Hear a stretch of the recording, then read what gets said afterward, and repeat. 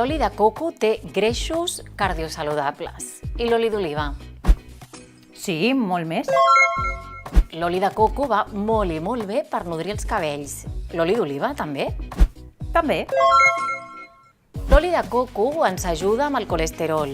L'oli d'oliva? Sí, més rotundament.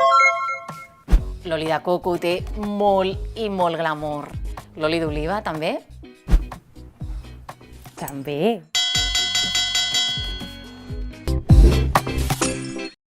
Hem de veure què opina la butxaca sobre l'oli d'oliva i l'oli de coco.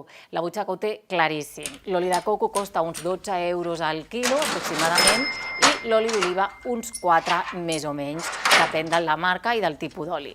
Això què vol dir? Que si fem una batalla entre producte de proximitat i superaliment, guanya, com sempre, el producte de proximitat i a What the Food estem encantadíssims.